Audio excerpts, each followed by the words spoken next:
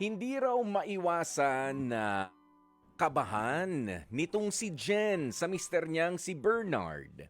Kahit ilang beses daw kasi siyang mga labit, panay daw ang pagtanggi ni Bernard dito kay Jen. Inakala tuloy ni Jen na baka raw nababading na ang kanyang mister. Ang ipinagtataka lang nitong si Jen, palagi raw umaalis naman sa bahay nila itong si Bernard para raw makasagap ng internet connection. Nakiki-wifi, ganoon. Dumating pa nga po sa punto na siya na mismo ang gumawa ng paraan para magkaroon talaga ng internet sa bahay nila. Pero yung internet connection pala na yun, ang magiging mitya ng panloloko nitong si Bernard dito kay Jen. Nadiskubre daw po kasi nitong ating makakausap na si Jen na meron palang pinopormahan at nilalandi pang ang babae, ang kanyang asawa, at ang masaklap pa, nabasa niya pa yung ginawang kanta nitong si Bernard para dun sa babae. Aba, composer pa pala, ha? Sige. Kausapin na nga natin mula sa Cavite. Jen, magandang tanghali sa'yo. Hello po. Jen. Magandang tanghali sa lahat ng nakikinig. Iyon, nakala ko naman hello po lang ang sasabihin mo naman sa akin. Kasi ako may tatanong talaga sa'yo, Jen. Nung nakita mo ba yung... Sige po. Nung nakita mo, nabasa mo yung lyrics nung kanta, na in love ka ba? Nanggigil po ako. Sa totoo lang. Pero kung para sa iyo 'yon, kung para sa iyo sana yung kanta, kikiligin ka ba? Kikiligin ako kaso hindi eh. Ayun lang. Sige, bakit ba?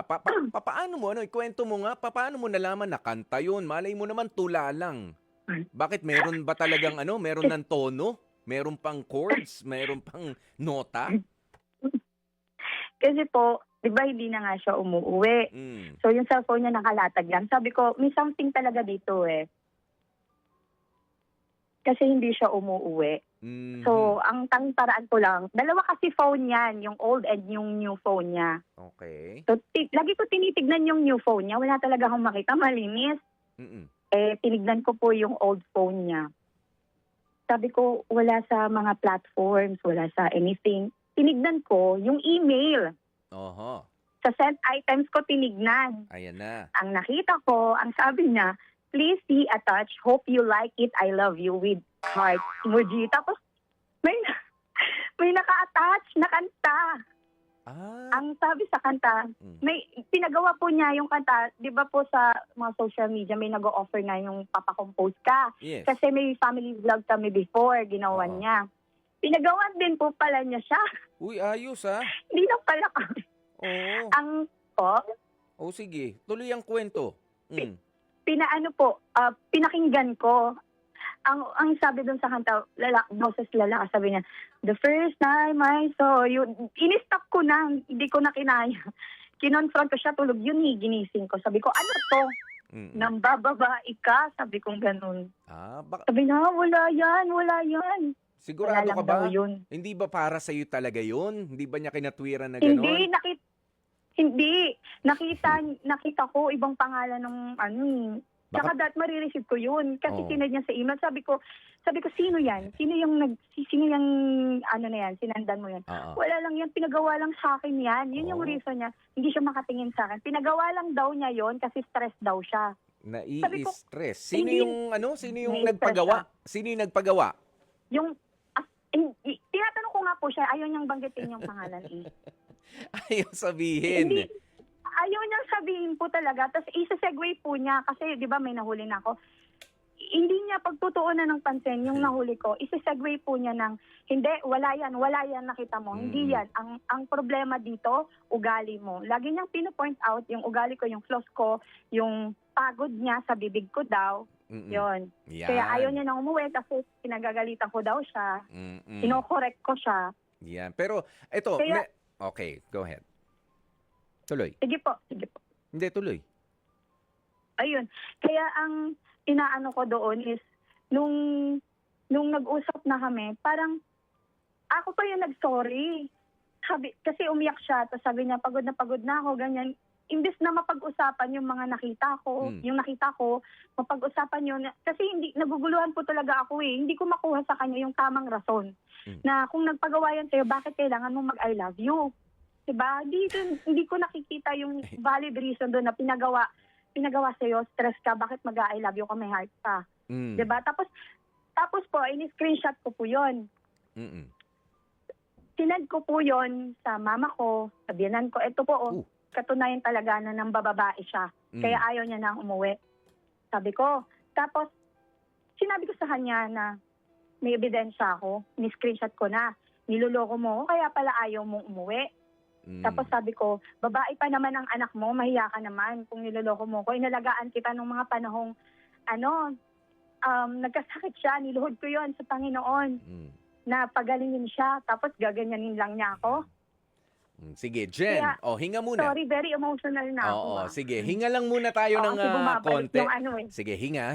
Oo, bumabalik yung mga alaala. Pero itong mga ikinikwento mo na pagkatapos mo may makita, may nakalikot ka nga dun sa cellphone, ginising mo siya, kinompronta mo na, nag-usap kayo, tumanggi na siya, ni-screenshot mo, isinend mo na agad doon sa nanay mo, doon sa mother-in-law mo. Ganong kabilis yung decision making mo?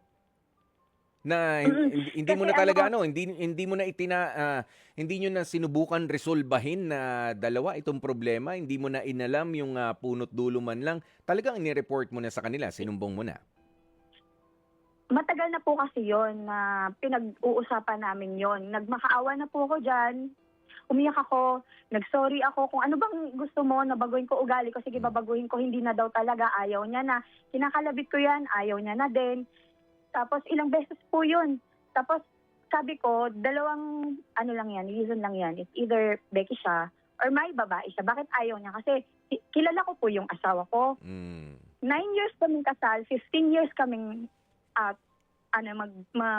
together.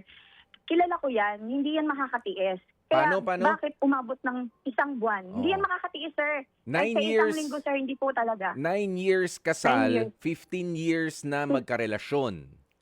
Yes. Ayan. College pa po, sir. Oo. Ayan na. Ay, wag mo na akong tawagin, sir. Tawagin, Kuya Poy. Kuya Poy. Hindi naman ako Kuya Poy. pulis. Sorry, Kuya Poy. Oo, Kuya Poy na lang. Oo, hindi naman kita So, ini-interrogate yun po, dito na parang pulis eh. Ayan. Sige. Pagkatapos, sa tagal na yon, sabi mo hindi siya makakatagal na walang nangyayari sa loob ng 1 linggo, pero biglang nagbago. Kailan nagbago ito doon sa 15 years ninyo?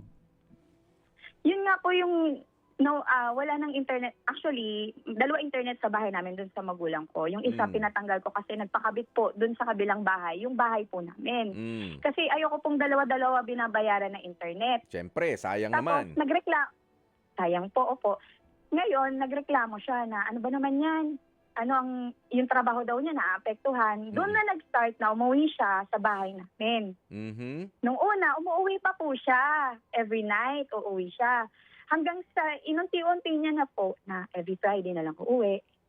Hanggang sa yung Saan siya weekend na dati pumupunta? namin, Saan siya sa pumupunta? bahay po namin, siya lang po mag-isa. May bahay po kami, sandali. separate bahay talaga namin. Oo, sandali.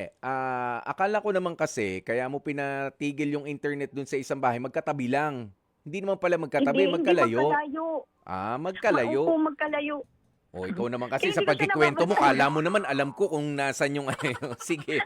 Yan. Dahan-dahanin natin, Jen, ng konti. So, magkalayo pala yung bahay. Kaninong bahay talaga yung pinupuntahan niya para magtrabaho? Bahay niyong dalawa yon, mag-asawa. Yes.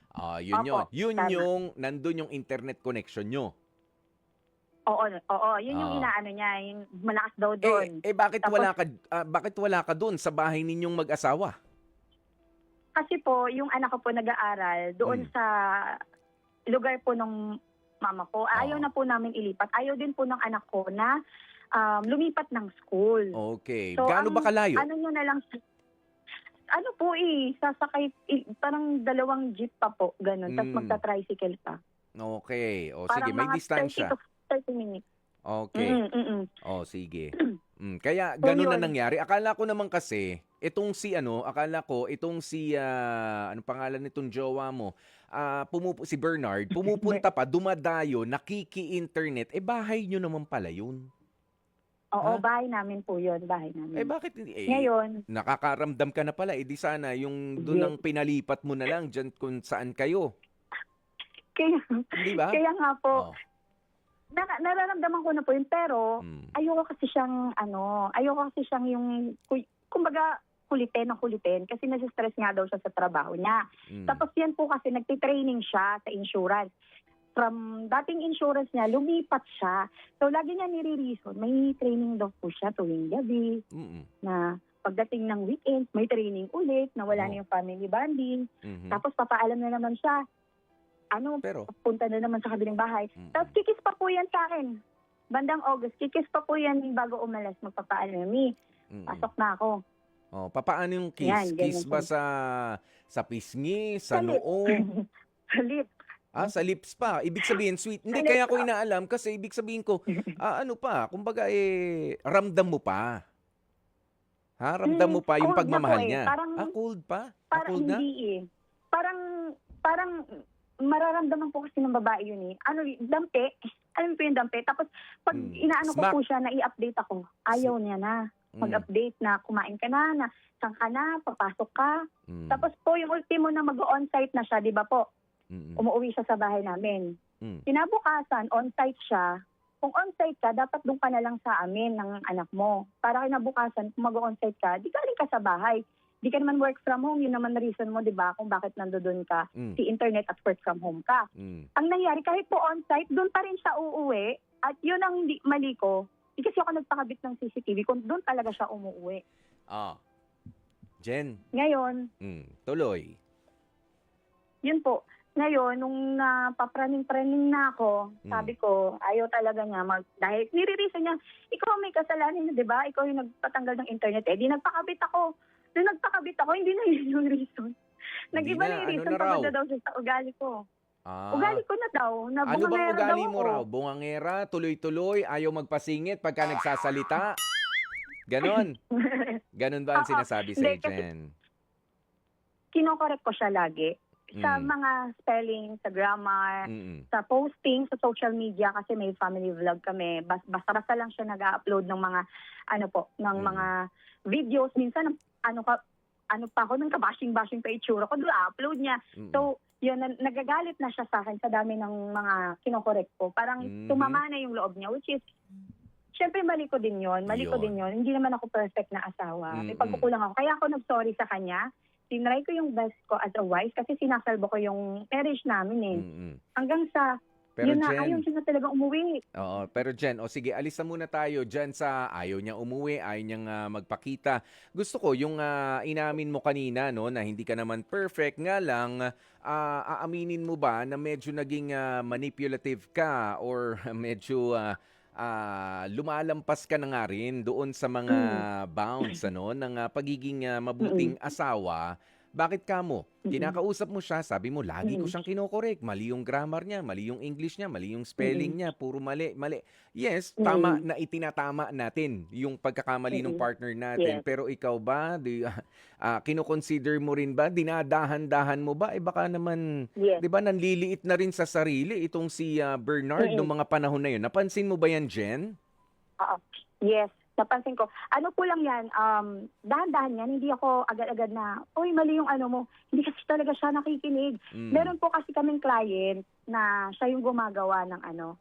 Tapos, paulit ng revision, patanggal ako neto.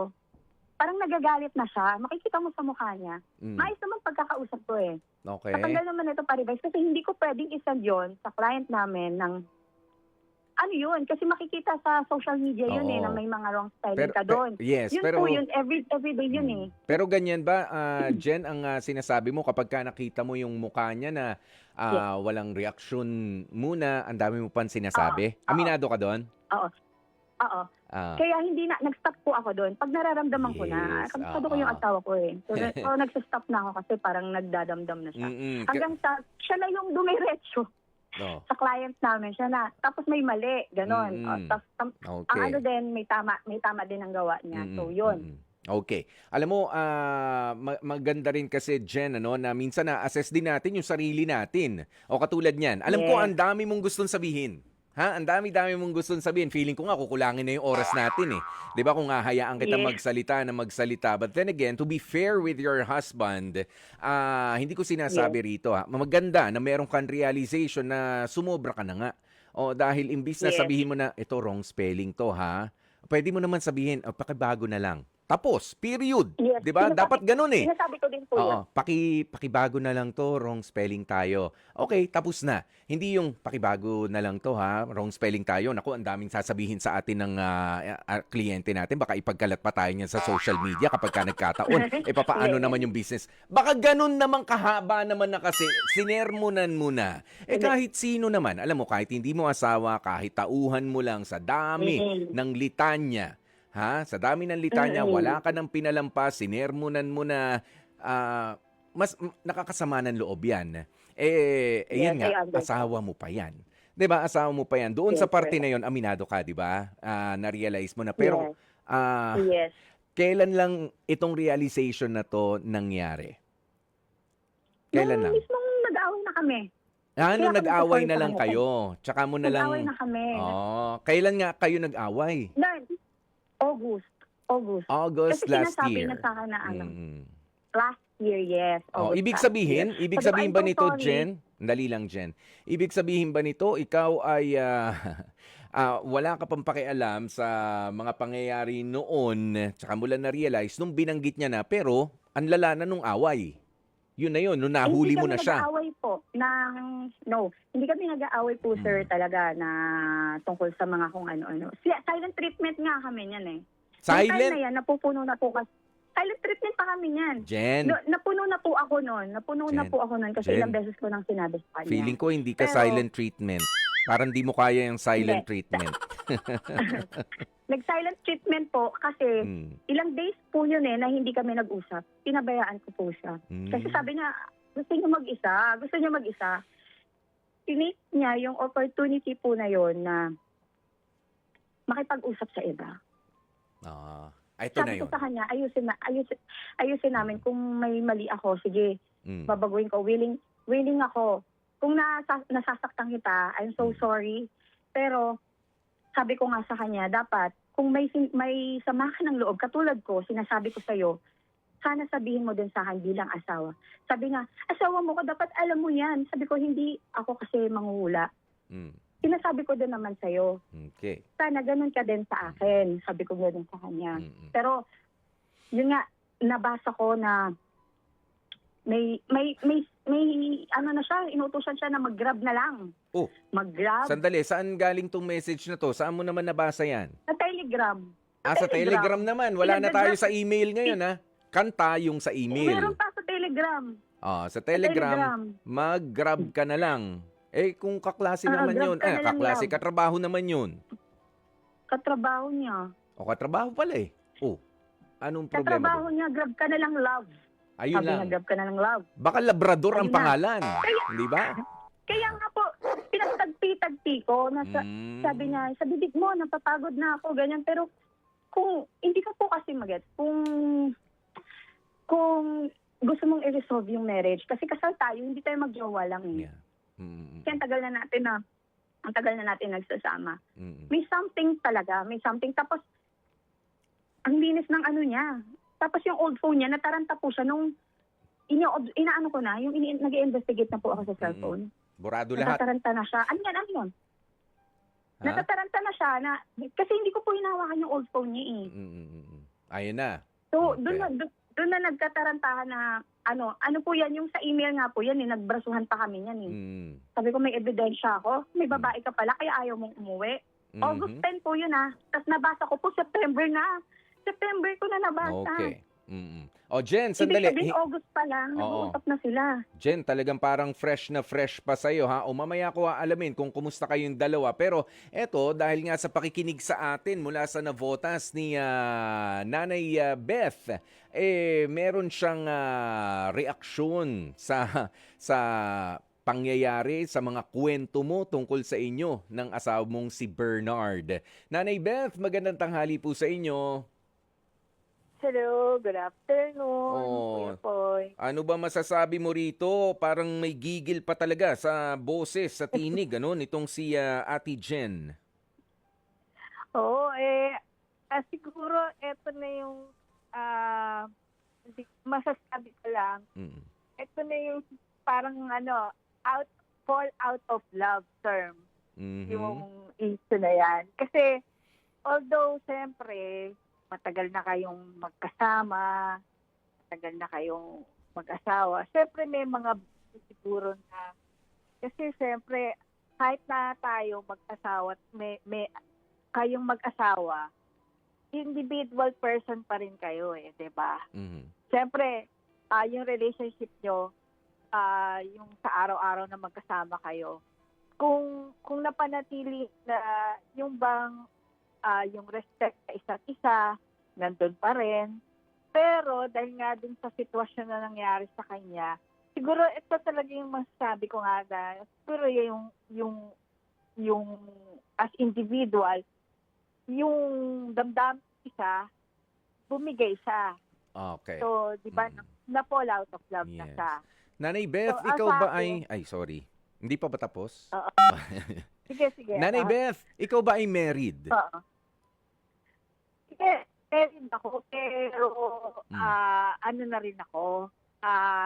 Hindi ako legally separated, pero separated na kami nung 5 years pa lang kaming mag-asawa. So, matagal na akong hiwalay. So, Okay. siguro mga 30 years na rin akong hiwalay. Oo. Kasi hindi na kami magkasundo Lagi Yun. kami nag-aawat. Mm. Saka, siyempre, ang mahirap ipilit kapag yung yung magkasama nga kayo, pero lagi parang yung babangayan, di ba? So, Oh. for the sake of my 3 children, so naghiwalay na kami. Saka nagkasakitan na rin kami nun eh. Oh, yun talaga Although- wala na. Ayaw mo na. Oo. Mm. Ayun, na saka hindi, tinry naman namin na sabi ko, sige, yung mag-separate kami, pero yung magkaanak ka pa sa ibang babae, di ba, parang too much na yun, di ba? So, Na nangyari sa- sa'yo. I'm guessing nangyari po sa Oh. inyo. Oh, hindi mo na matanggap pabalik. Oo, Oh. syempre, di ba? So, Okay. ako naman, syempre, dapat Mm. iano mo yung sa sarili mo, mahalin mo rin naman yung sarili mo, di ba? Mhm. Bigyan mo rin naman ng yung sarili mo Oo. na, mag-concentrate ka na lang sa anak mo. Nanay Ganun Beth. na lang ang gawin. Oo. Yan ba ang payo mo dito kay Jen sa ngayon? Mag-concentrate ka na muna sa anak mo kaysa dyan sa gigil mo sa asawa mo. Nung August pa Oo. nangyari to, September pa, nagkahulihan. Oo, saka kung ano yung pwede mong gawin na makakatulong sa sa pag-grow up mo rin bilang No. isang tao. Okay. Kasi yung ganyan nakakawalan ng respect sa sarili mo rin yan eh.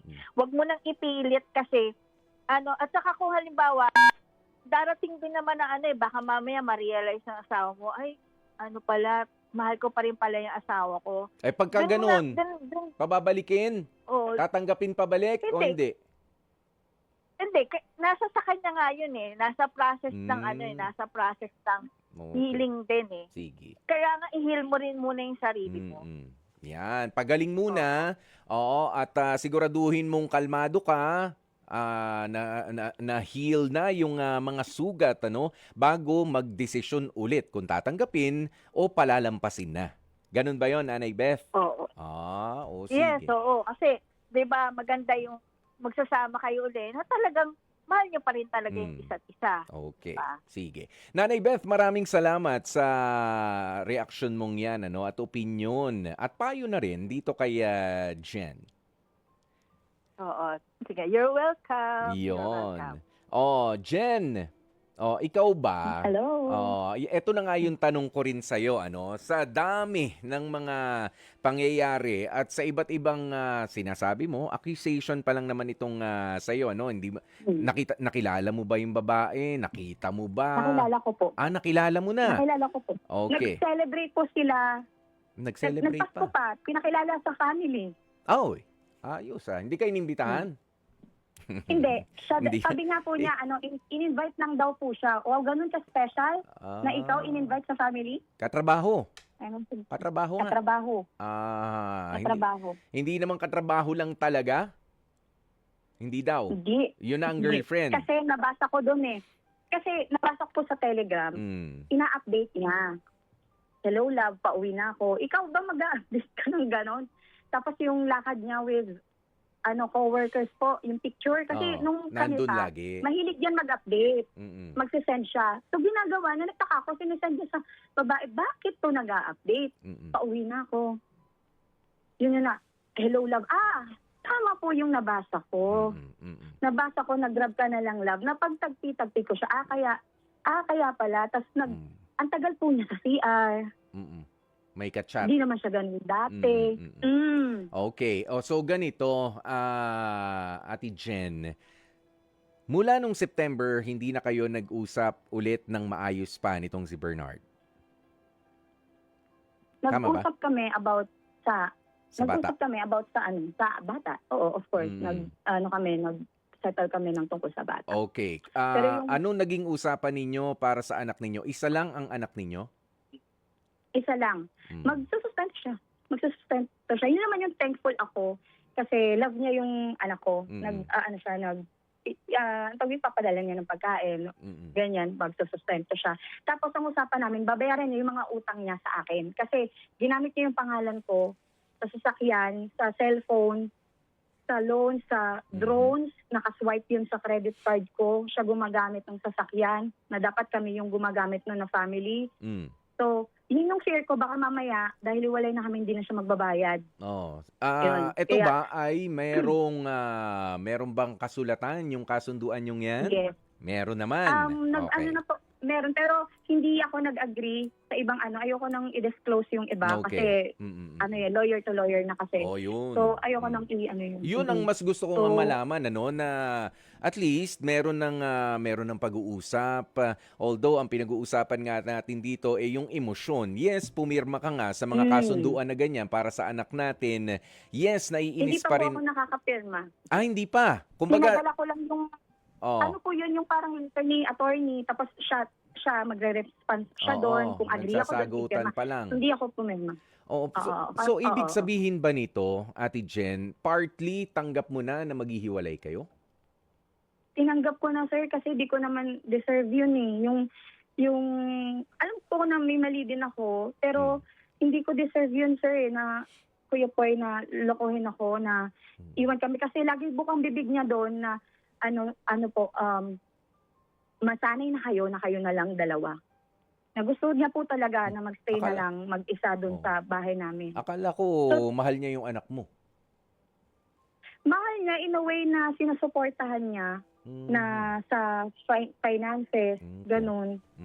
So, yun yung nakikita ko na kahit pa paano mahal niya yung anak ko. Na yun po, nagsusupport siya, ano pang kailangan mo sa school, yun. Hindi ko isi-filter yun kasi yun talaga ang ginagawa niya. Yes, okay. So sa ngayon, ikaw ba umaasa pa na maayos pa? Although, sabi mo nga nag-uusap na rin yung mga attorney ninyo. Kayo ba maayos pa o hindi na? Ikaw, gusto mo pa? Personally, ano pang gusto mo? Honestly, ayoko na po talaga. Kasi yung pinagdaanan ko po, nag-doktor na po ako niya, nagpa-psych po ako, na need ko po ng counseling. Yes. So yung pinagdaanan ko, hindi po siya biro. Mhm. Lahat po ng mga na-witness ko, hindi bumabalik siya sa akin, yung trauma. Mhm. So ayoko na. But sabi nga po sa Bible, God can restore the family. Yun po yung laging pinapaano sa akin. Pero sa mindset ko po ngayon, sa galit, tinatry ko po pong i-let go kasi masama na magalit. Mhm. At magpatawad sa kanilang dalawa. Yun po yung inaano ko. But now, hindi po talaga. Mhm. Para na lang sa anak ko. Yes. Saka yung hustisya na lang po, Kuya Poy. Yun, kasi pwede mo, yun nga yung sinabi ko sa kanya. Tanggap ko po kung sabihin mo na ayoko na sa'yo, hindi na kita mahal, pagod na ako, mag-ano ka na lang ng iba, mag-focus ka sa sarili mo kung totoo talaga yon. Hindi yung lolokohin mo ko na napagod ka sa akin. naghanap ka ng iba, tapos nung naback-upan ka niya, iniwan mo kaming dalawa ng anak mo. Yun yung hindi ko matanggap na ano. Kasal ka Kaya ba, po, Jen? very Kasal emotional. kayo ni Kasal Bernard? po ako. Yes, kasal po ako. Total, meron ka na rin kinakausap na abogado. Yung pagkakaroon niya ng girlfriend, hindi pa pwede yan, ha? Sinabi ba yan sa'yo ng abogado? At paano hindi pa po pwede? Hindi pa siya pwedeng in a relationship kasi hindi nga kayo Yes. nag-uumpisa pa sa annulment. May pinag-uusapan na bang Yes. annulment? Wala pa, 'di ba? Wala ka pang pinipirmahan. Wala pa po. Hindi ka ba nabibigyan Opo. ng abogado ng anong tawag mo rito, ng advice na actually kung pwede na sila ay makasuhan? Pwede po. Ayoko na pong ano yan, yung Oo. mga ganon. Ayaw mo nang Doon na dumating tayo. doon. Ayaw mo na. Hindi, no. Ayoko na pong pag-usapan yan Okay. kasi Mm. super confidential na po. Yes, oo. So, yun. Oh, but then again, Jen, ito na lang ano. Alam mo, may binanggit nga rin si Nanay Beth kanina, yung caller natin ano, na kapag ka ganyan na yung sitwasyon, irreconcilable na at binabanggit mo nga na hindi mo na matake at feeling mo hindi mo naman deserve na ikaw ay lokohin dahil sa hindi ka na hindi ka na matanggap nitong asawa mo dahil sa pag-uugali mo. 'Di ba? Pero hindi pa rin justifiable na ikaw ay hindi ka kinausap, ni hindi man lang sabihin ng medyo kahit Hindi po napalakas umamin. pa yung boses, 'di ba? Sa harap mo na naiinis ako sa iyo, ang bungangera mo, hindi ako makasingit pagka nagsasalita ka, buti pa yun eh. At least sinabi niya yung nararamdaman niya, kaso hindi. Sumabog na lang sa harapan mo yung katotohanan na meron na palang iba. Oh, nawala na ang pag-update mo sa akin. Aba, nilipat mo na pala ang pag-update doon sa iba. Di ba?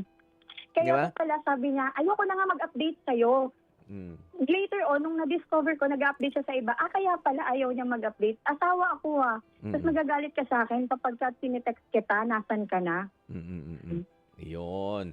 Okay. O, sige. Ano na lang ang maipapayo mo para sa mga kababaihan na katulad mo na wala namang ginawa, sabi mo, kundi ang itaguyod, yung pamilya na meron kayo. Yes, sabi mo nga, meron ka mga na-realize na, oo nga, meron ako mga pagkukulang, sumobra din ako sa masyado kong medyo namanipula yung actually hindi naman na manipulation yon ano, masyado mong hindi napakinggan ang iyong asawa. Okay? Ano may papayo mo pero ayan, niloko pa rin. Ang gusto mo lang naman mapaigi kayo pero niloko, isinabay na sa iba at ngayon iniwan na ng ganun-ganun na lang. Gusto kong sabihin na lilinawin ko lang na marami din ako, yun nga, sabi kong pagkukulang, mga nasabi kong mali, nakasakit din ako. Hindi ako perfect sa relasyon namin kasi siya, ang lagi niyang sinasabi, wala akong mali. Yun yung lagi niyang sinasabi. Sana aminin mo din sa sarili mo na may mali ka din. Mga salitang nabitawan ko dahil sa galit, aminado ko doon, hinihingi ko ng tawad yun sa kanya, hindi ako perfect wife, pero hindi po yung ticket para lokohin mo ko, lokohin yung nanay ng anak mo. Lokohin yung tao na minsang tumulong sa'yo, nagangat sa'yo, from lugaw at kwek-kwek lang yung kinakain hanggang nakakapag-steak tayo. Yung nag-alaga sa'yo kapag na-aksidente ka, kasi ilang beses kang na-aksidente. Wala akong makitang valid reason for cheating. Napakababaw ng pagod, Kuya Poy, para iwan kami. At alam kong taong nakapaligid sa amin yan, ilang beses yan sinabi sa'yo. Ilang beses kong sinabi sa'yo. And I'll take this opportunity as well. Siyempre na sorry na hindi ko na-meet yung gusto niya sa akin bilang asawa. I'm sorry kasi nasaktan ko din siya. Hindi ako nagmamalinis. Sasabihin na I am sorry kung nasaktan kita kasi nasaktan ko naman po talaga siya. Ginagawa ko to kasi ito yung tama na humingi ng tawad sa pagkukulang ko at pagkakamali ko po. Kasi ito yung ikalulugod ko ng Panginoon, yung humingi ako ng tawad, kasi hindi ako perfect. Hindi ako nagmamalinis. Na-appreciate ko po yung times na hinelp niya ako sa anak namin at sa akin. Kasi kahit pa paano yung pinagsamahan namin, hindi yun puro pangit. May maganda po doon. May mabuti din po doon. At tinitingnan ko din po yun. Yung mga panahon na pinaramdam niya sa akin, na mahal niya ako, thankful po ako doon. Akala ko habang buhay nga po yun, hindi naman po pala. Sorry, very emotional. nagpapasalamat ako dun sa experiences, sa lahat ng nangyari. Kasi kung, alam niyo po, kung hindi niyo yung ginawa, kung hindi po nila ginawa yun sa akin, hindi po ako tatakbo sa Diyos. Dapat nagbabar po ako manlalalaki ako, pero di ko po yun ginawa. Kaya yun yung gusto kong ipaano po sa iba. Na kung nasaktan kayo, iniwan kayo ng asawa niyo, huwag kayong dumating sa point na kayo manlalalaki din kayo. Yung ginawa niya, hindi po yun tama. Hindi po yun mali. I mean, hindi po yun tama, sorry. Hindi po yun tama. Kasi wala rin Kapag nagwalwal ka, sarili mo din po yung masisira. And may anak po ako, babae po yun. So, hindi yun magandang example na ipapakita ko sa kanya. Nung sa relationship namin, hindi ako lumapit kay Lord. Naligaw ako. Kaya nga po nagkagulo kami kasi walang direksyon, walang maayos na direksyon. Hindi ako nagsisik kay God. Kasi God should be the center of the relationship. Pero yun nga, nangyari na. Pinagsisisihan ko yun kasi kung ganun sana kami, may takot kami both sa Diyos. Hindi yan mangyayari. So, salamat sa inyong dalawa kasi naging active ako sa church. Yung gala ko, puro church na lang. Nag-school mission po ako. Nag-fellowship, makalimot lang ako sa sakit. So, ganun din po sana yung gawin nyo. Magtagdag po kayo mentoring spiritually kasi yun yung kailangan ninyo. Yun yung kailangan ko din. Yun yung gusto kong bahagi sa iba. May Diyos. Hindi kanyang pababayaan. Mahal tayo ni Lord. Manalangin tayo lagi. Hindi tayo nag-iisa. Kung nawalan ng asawa, may Diyos. Si God yung magsisilbing asawa mo. Kaya ko pong magpatawad actually. Parang sa point nga na na nakikita ko yung sarili ko na in time, na yayakapin ko sila, na hindi ako natawad. Kasi behind that, nung cheating, meron yung mga childhood trauma kung bakit nila yun ginawa. Kaya kung kinakaya ko po, kakayanin ko with the grace of God, kayang-kaya yan ng mga taong parehong pinagdadaanan ko po. Any seasons of your life, masaya at hindi, pangit o maganda, worship and honor Him. Yeah. Worship and honor Him. Kaya malaking pasalamat sa BBFI and COG Extension Family. Malaking tulong sa mental health ko yung church. At Ila Arnie, alam mo yan, mentor ko po yan spiritually, walang sawa na nagka-counseling. Sa best friend ko, na Ate Joy Giselle, walang sawang nakikinig. Parang di ako mabaliw. Kila Milene, Lovely, Ate, for emotional support na nagpapatawa sa akin. Sa mga tulong at nanindigan sa katotohanan, hindi ko na pangangalanan. Alam niyo na kung sino kayo. Nagsasaya, alam niyo yan, nagsasaya ang mga anghel sa langit sa pagiging tapat niyo. Thank you sa buhay niyo. Yun lang po yung gusto kong sabihin. Jen, naku, maraming salamat sa pagbabahagi mo nga nitong journey mo at syempre dalawang importanteng mga puntos na kailangan na maipaalala nga natin mula dyan sa mga sinabing yan ni Jen sa kanyang karanasan na hindi maganda sa sakit na kanyang nararamdaman ngayon. Unang-una, vengeance is mine. Kaya yan, Panginoon po ang nagsabi niyan inisip niya na maghiganti pero hindi niya ginawa. Tama po yan. Hayaan mo na ang Panginoon, lalo na sa mga mag-aasawa na naglolokohan o niloloko. At yung isa pang mahalagang punto ay yung kanyang support system. Kailangan po talaga na tayo ay merong support system, spiritual and emotional support. Yan po ang mga mahalaga sa ating pagpapatuloy dito sa buhay at katulad nga po niyan, hihilahin ka talaga niya kapag ka napapalayo ka na spiritually, naliligaw ka, bibigyan ka ng leksyon ng buhay para bumalik ka sa kanya. At ito nga po ang leksyon na ibinigay para dito kay Jen. Pero sana Jen alam mo magaling kang magsalita at sana gamitin mo yung pagsasalita mong yan sa pag-communicate ng hope, nung pag-asa para sa iba pang mga medyo napipit-pit na ng problema sa pamilya na dinanas mo ngayon. Jen, maraming salamat sa pagbabahagi ng iyong kwento dito sa ating programang Heart to Heart. Mga kapatid, dito tayo sa totoo. Dito na tayo sa True FM. Mag-subscribe at mag-follow na sa social media accounts at True Network PH sa FB, Instagram, X na dating Twitter, YouTube, TikTok, and podcasts.